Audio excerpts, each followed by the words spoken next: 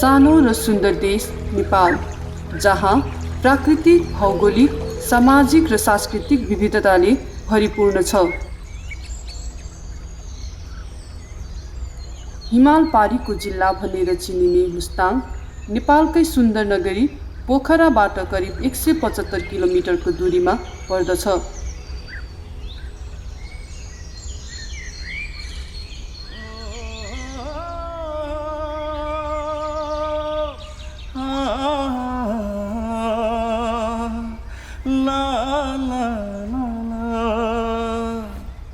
मुस्ताङ सररा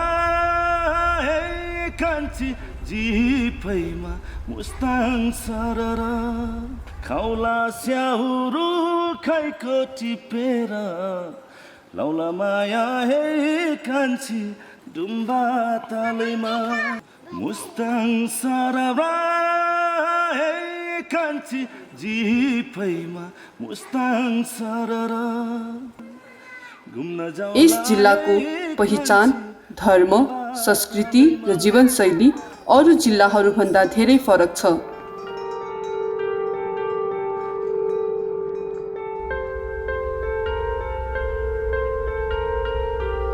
आदिम कालदेखि नै मुस्ताङ जिल्लामा विभिन्न जात जाति, भाषा भाषी र विविध वेशभूषाका जनजातिहरू बस्दै आइरहेका छन्।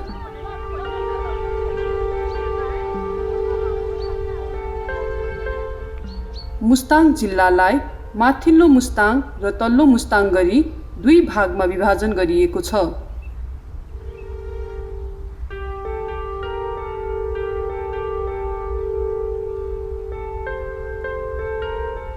विशेष गरी माथिल्लो मुस्ताङमा गुरुङ जातिहरूको बसोबास बढिरहेको छ भने तल्लो मुस्ताङमा थकाली जातिहरूको।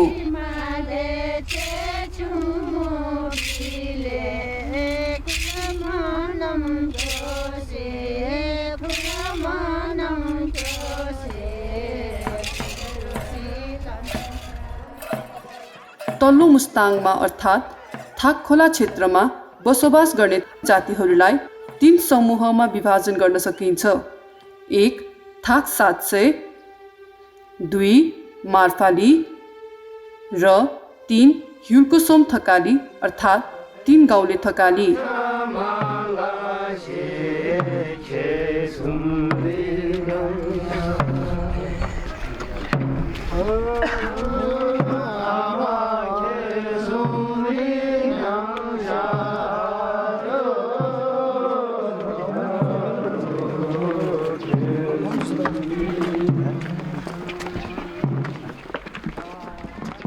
विभिन्न अनुसन्धान तथा ऐतिहासिक अभिलेख अनुसार ह्युल्कोसोम थकाली जातिहरू घ्यल थोकोर्चिन अर्थात् 3 आँखे राजाको प्रजा भएको बुझिन्छ।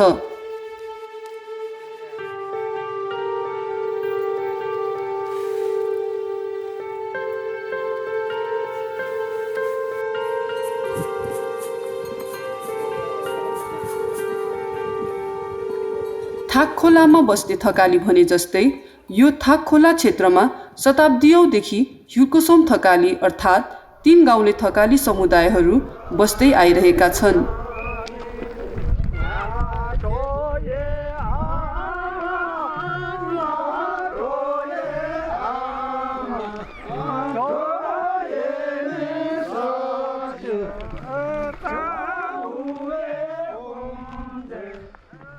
मिति 2063 साल असार 32 गतेका दिन 3 गाउँले थकाली सेवा समाज मुस्ताङको घुम्ती बैठकको निर्णय अनुसार पुरुषको पोसाक भैकन अर्थात् बख्खु, खपु अर्थात् दौरा, झाङ्गी अर्थात् सुरवाल, फिकी अर्थात् पटुका हो भने महिलाको पोसाक नोकुन अर्थात् जामा, चोली, कैलु अर्थात् टेकी, फिकी अर्थात् पटुका, ताङसर, फुतुन र क्यतम अर्थात् पछौरा रहेको छ।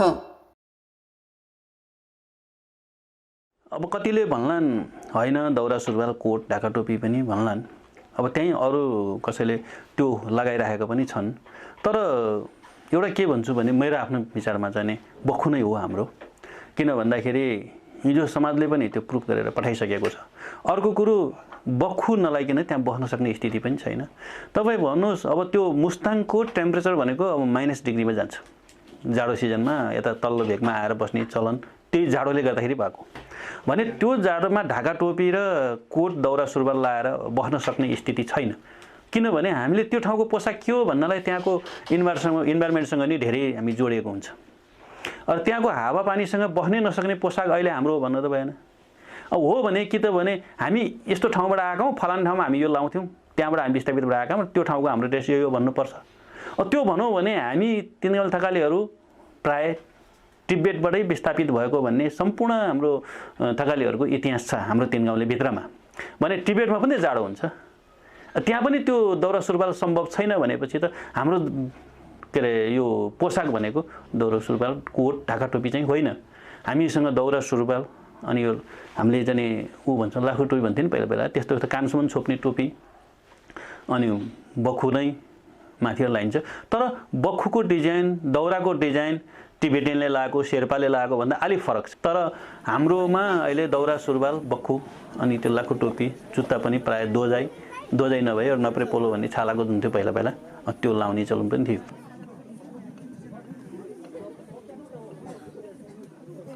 ह्युलकोसोम थकाली समुदायको थाक साँचे थकाली र मार्फाली थकाली समुदायसँग निकै पुरानो सम्बन्ध रहेको पाइन्छ।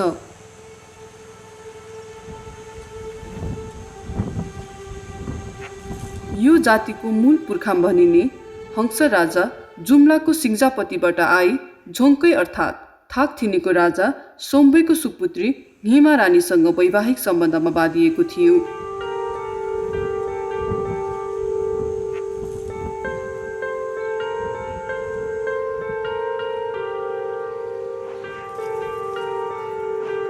त्यसै गरी बिहेको दाइजो स्वरूप थाकथिनीमा रहेको देवी छिरिङ घेल्मो अर्थात् आर्य देवता र थाक खोप्चेन क्षेत्रको भूभाग हंस राजा र हिमा रानीलाई सुम्पिएको थियो भन्ने किम्वदन्ती अझै पनि छ। त्यो चार जातै हाम्रो होइन, हाम्रो राजाको होइन, त्यो अलगै हो। थाकाले हाम्रो रानी लागेको बेला उहाँ राजा थियो खे हंस राजा भने नवरुङमा त्यो नर्चोङको माथि नर्चोङमा रानीको नाम हिमा रानी। पहिला त हाँस्याङ भन्दा मामा भन्दा हामीलाई हाम्रो सानो बेलामा आज भोलि भन्दैन। हाम्रो मामाले हो कि यो चार हाम्रो चेलीको छोराको हो।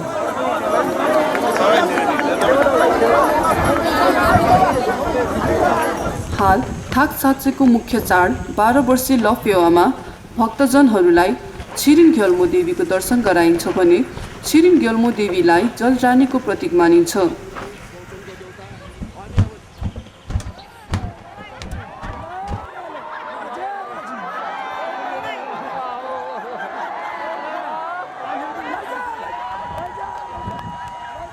त्यसै गरी ह्युलकोसोम थकाली र मार्फाली थकालीको सम्बन्ध 5 गाउँको नाताले जोडिएको छ भने थिनीमा राज्य हुँदा मार्फा गाउँ थाकथिनी इलाकाभित्र पर्ने एउटा छुट्टै गाउँ थियो।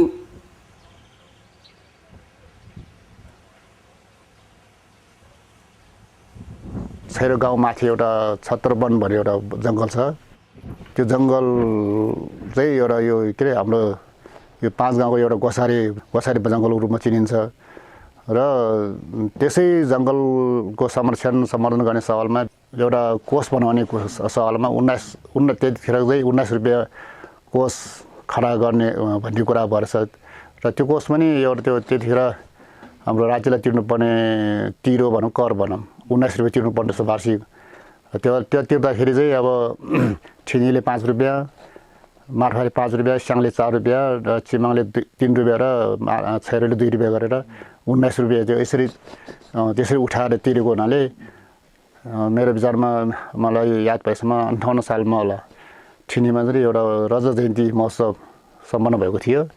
त्यसपछि चाहिँ हामीले ठिनी, चिमाङ, छैरो, स्याङ समेटेर 5 गाउँ बनेको छ।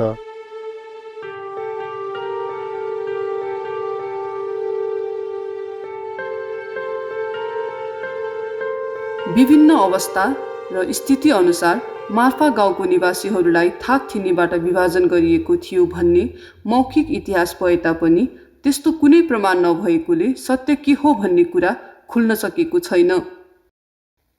तर थप प्रमाणको लागि मार्फाली थकाली समुदायले परपूर्वकालमा ठिनीबाट लगेको लिखित बन्देज तथा अभिलेखको अनुसन्धान गरेपछि मात्र पुष्टि हुनेछ।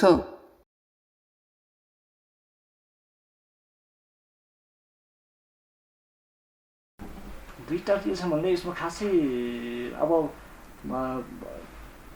मार्फतले चाहिँ हामी तिनीहरूबाट चाहिँ छुटेको रे भन्ने चाहिँ सुनिन्छ, तर इतिहासमा खासै त्यस्तो देखिँदैन। अब त्यो चाहिँ अब त्यसलाई चाहिँ एकदम अध्ययनै गरेर चाहिँ एउटा पुष्टि गर्नु चाहिँ पर्छ जस्तो लाग्छ।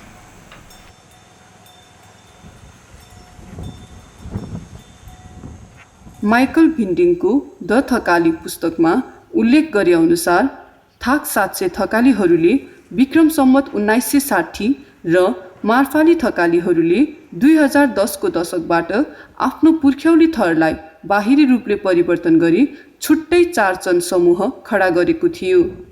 थाक 700 अन्तर्गत गौचन, तुलाचन, शेरचन, भट्टचन पर्दछ भने मार्फा अन्तर्गत हिराचन, पन्नाचन, ज्वारचन र लालचन पर्दछ।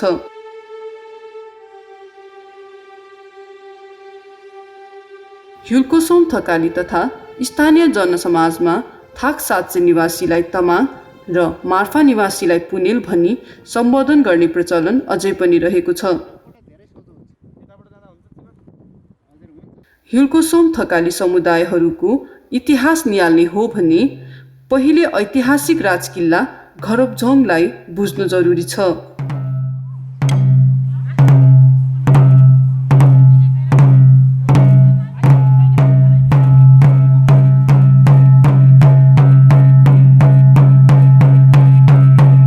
घरबझोङ एक ऐतिहासिक थकाली राजकिल्ला तथा ह्युल्कोसोम थकाली समुदायहरूको उद्गम थल हो।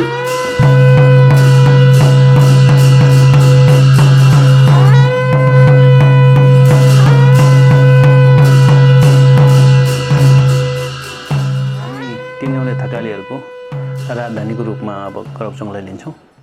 करबझोङ भनेकै अब एउटा राजा बस्ने रजौटा भनौँ अथवा चाहिँ त्यो राजधानी जस्तो। चोङ भनेको एउटा गाउँ, करब भनेको रजौटा भने थियो। त्यसरी त्यसको नाम चाहिँ करबझोङ रहेको।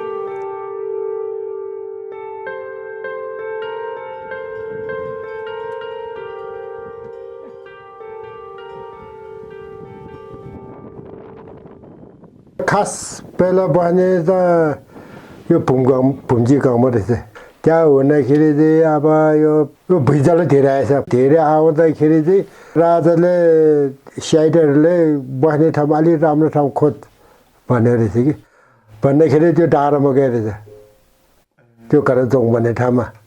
त्यहाँ गएको हुनाले किनभने त्यो हामीले यही हो भन्छ, तर तलको मान्छेले के भन्छ, त्यो कालो माटो के त्यो ढुङ्गा र त्यो माटो छ्यासीमिसी हुने हो। त्यहाँ भएको हुनाले त्यहाँ सारेछ यो सबै। यो गाउँ मान्छे पनि त्यही सारेको, राजा पनि त्यही सारेको। गर्दाखेरि त्यो सारेको हिस्साले किन हो भने त्यो कालो माटो र कालो ढुङ्गा भएपछि भुइँचालो आउन सक्दैन रहेछ कि त्यहाँ। त्यस कारण त्यहाँ बसेको हो कि। त्यहाँ बस्दाखेरि यो हाम्रो मुस्ताङ मतलब उपल्लो मुस्ताङ जस्तो सबै घेरो पर्ख लागेको। हामीले क्याङ्गा भन्छ, तलको मान्छेले के भन्छ, माटोको क्याङ्गाले हो कि। सबै ठाउँ त्यो मूल ढोका बन्द गरेपछि बन्द भयो। हाम्रो मान्छेहरू अब किसानतिर पस्या भए पछि चाहिँ यो घर खेत यहाँ गर्ने, यहीँ बस्ने, खेती यहीँ भयो। त्यहाँ त जाने घर त त्यहाँ भयो। अनि भदौ असोतिर त तपाईँको पानी धेरै त्यो खोलामा बौलाउने, काठीबाट पानीले लग्यो गर्ने। अनि मान्छे त ओर्दो हिँड्न नसक्यो हुनाले अनि पछि गर्दा गर्दा गर्दा गर्दा यता यता यता यता गर्दा गर्दा सबै यता सारेको, त्यहाँ छोडेर भयो। यस थाकझोङको अर्थात् घरबझोङ राज्य सम्बन्धी इतिहासकार डाक्टर हर्क लेगे तमुले गुरुङबारे एउटा थकाली कथा भन्ने लेख लेखेको छ। साथै गुरुङ जातिको उत्पत्तिको अनुसन्धान गर्ने अनुसन्धानकर्ताहरूले प्राय थाक ठिनी राज्यको बारेमा उल्लेख गरेको पाइन्छ। कतै जुन गुरुङहरूमा पजु भन्ने हुन्छ कि गुरुङहरूको पजु चाहिँ सबभन्दा पहिलो गुरु एकदमै एन्सियन्ट गुरु हो कहीँ पजु पो थियो कि पाइजु भन्ने त्यहाँ म्याउसिहाङ भनिन्छ त्यहाँ जुन चाहिँ अहिले त्यो कतै मुस्ताङ पो हो कि हैन जस्ट म इमेजिनेसन मात्रै र ठिनी भनिन्छ त्यहाँ चाहिँ त्यो ठाउँलाई थेन भनिन्छ कहीँ त्यो ठेन पो थियो कि हैन यी हुन सक्ने कुराहरू चाहिँ यहाँ थुप्रै यो जेएफ रकको किताबबाट चाहिँ पाउन सकिन्छ त्यो भोलिका दिनमा अरू अध्ययन होलान्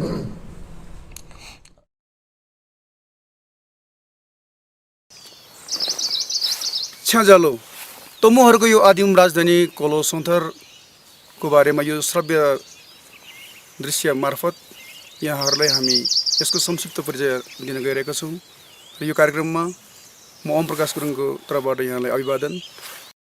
ठिनी ख्याल्सोको राजा नोचेन खोर्ले रिम्पोर्चेको उत्तराधिकारीहरूमा फैबचेन, स्यारचेन, मैनचेन, वीरचेन, थाकचेन, लोकचेन र कर्मचेन गरी 8 पुस्तासम्म रजाइङ गरे। कर्मचेनको धेरै रानीहरू भएकोले शक्ति केन्द्रहरूको पनि क्रमशः उदय हुँदै आयो। उनका भाइ बमचेनले शक्ति केन्द्रहरूको उपयोग गरेर राजनीतिक विद्रोह गर्यो। राजनीतिक विद्रोहको कारण कर्मचुनले राजगद्दी त्यागी शान्तिको खोजीमा गुफा प्रवेश गर्यो।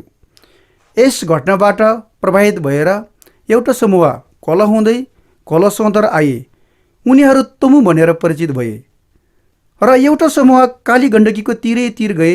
उनीहरू मगर भनेर परिचित भए। एउटा समूह भने तामाङ भनेर परिचित भए। ठिनी ख्याल्समै बस्नेहरू थकली भनेर परिचित भए।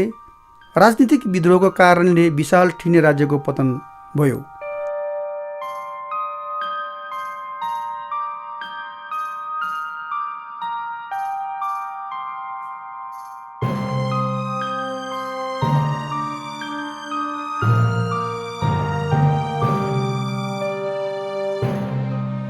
घरबझोङको इतिहास ईसा पूर्व 7औं शताब्दीदेखि सुरु भए तापनि हिल्कोसोम अर्थात् 3 गाउँको इतिहास भने 16औं शताब्दीदेखि मात्र सुरु भएको पाइन्छ।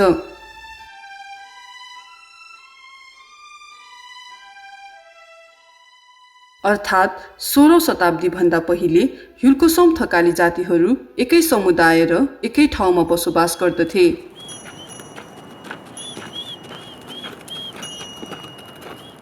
घरबझोङ किल्लाको इतिहासमा धेरै लडाइँहरू भएको विभिन्न लेख तथा धर्मगुरुहरूको जीवनीमा उल्लेख गरिएको छ। चाहे त्यो लडाइँ बोन धर्म र बौद्ध धर्म बीचको होस् या 2224 राज्य एकीकरणको समयमा होस्।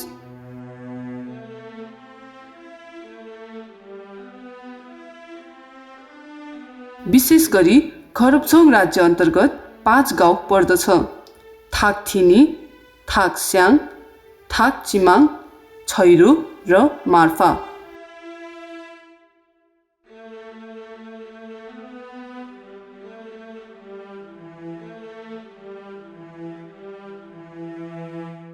यस घरबझोङ किल्लामा भग्नावशेष घरको पर्खालहरू, ढुङ्गाको खलहरू, ढुङ्गामा लेखिएको मन्त्रहरू र अन्य भौतिक सामग्रीहरू अझै पनि अवलोकन गर्न सकिन्छ।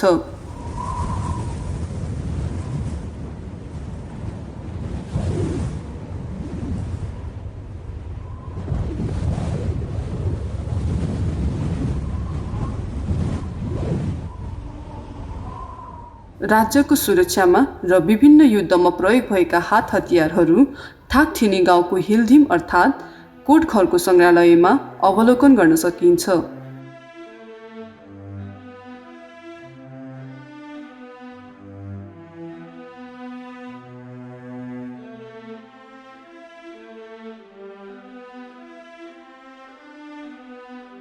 थाकथिनी भनेको पहिला राजा भएको ठाउँ हो। थाकथिनीबाट हामी स्याङमा आएछौँ, चिमाङमा गएछौँ। यो 3 गाउँ 1देखि 2 छैन। राजा अहिले नभए तापनि राजाको चाहिँ थलोहरू हेर्नु, बन्दुक हेर्नुहुन्छ कि राजाको सिटपेज हेर्नुहुन्छ कि थाकली भनेको हो कि होइन भने त्यहाँबाट पत्ता लगाउनुहुन्छ।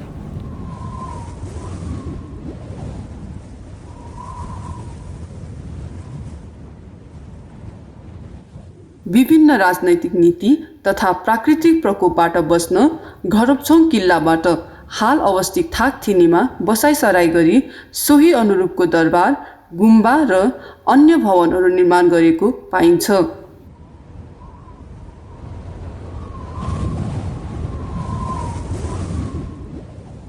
पहिला मैले नि बुढाहरूलाई धेरै सोच्यो।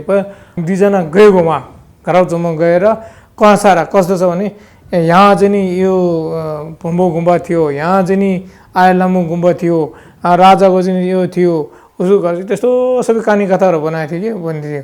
त्यहाँबाट चाहिँ नि अब पछि चाहिँ नि हाम्रो गाउँ चाहिँ नि उता थिनीमा सार्दाखेरि त्यो गुम्बा चाहिँ नि त्यसको अनुसार त्यो बनाएर अब गुम्बा चाहिँ नि माथि भयो, त्यहाँबाट हाम्रो फातेवा भयो, फेरि त्यो उता भुङ्गा छिदिन्छ नि त।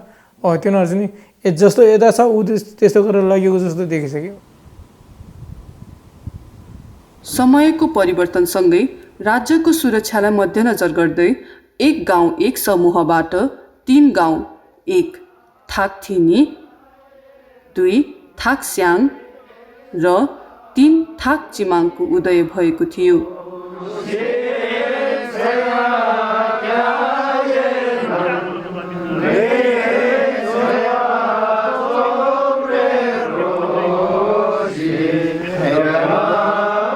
यी तीनै गाउँको उद्गम थलो एउटै भए तापनि प्रत्येक गाउँको आफ्नो छुट्टै इतिहास र पहिचान छ।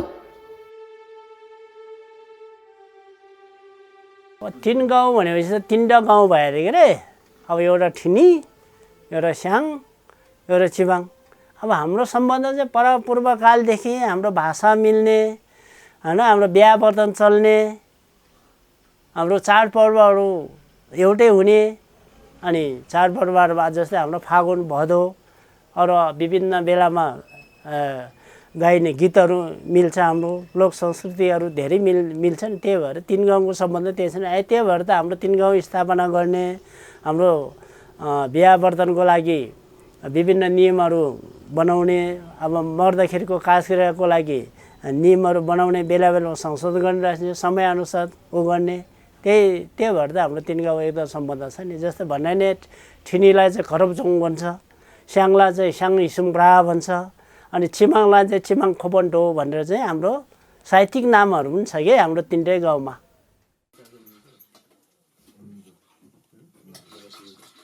त्यसै गरी युर्कोसोम थकाली जातिको उद्गम थलो भनेर चिनिने घरबचोङ किल्लाको ऐतिहासिक महत्त्वलाई मध्यनजर गरी हाल यस गाउँपालिकालाई घरबचोङको नामले सम्बोधन गरिएको छ।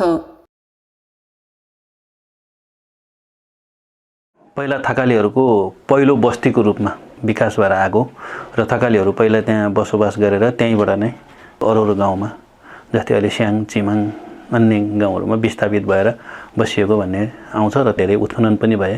उत्खनन गरेर त्यसको धेरै कुराहरू प्रुफ पनि भएको छ पुरातत्त्व विभागले। र त्यसैले अहिले त्यही गाउँको नामबाट नै त्यो गाउँपालिकाको नाम नै घरबचोङ गाउँपालिका आयो।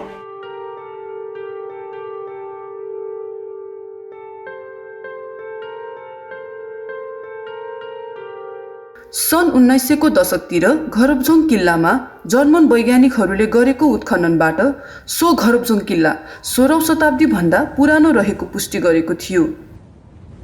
उनीहरूले के गर्यो भने के गर्छ भने के गर्यो कुनै फालमाहरू निस्क्यो भने उनीहरू खुसी हुन्छ, मान्छेको हतियारहरू निस्क्यो भने उनीहरू खुसी हुन्छ। अरू के गर्नु अहिले थाहा छैन। मान्छेको हात्ती अनि फालमो टुक्रा तिनीहरू भेट्नु खुसी हुन्छ।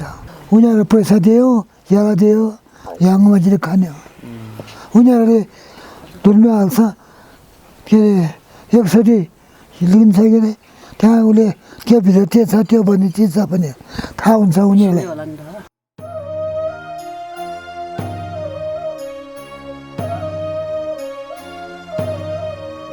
घरबचोङ किल्लाको संरक्षण राम्रोसँग गर्न सके यसमा लुकेको इतिहासले यस थाकोला क्षेत्र मात्र नभई सम्पूर्ण मुस्ताङ जिल्लाकै ऐतिहासिक महत्त्वको प्रतिनिधित्व गर्ने प्रबल सम्भावना रहेको छ।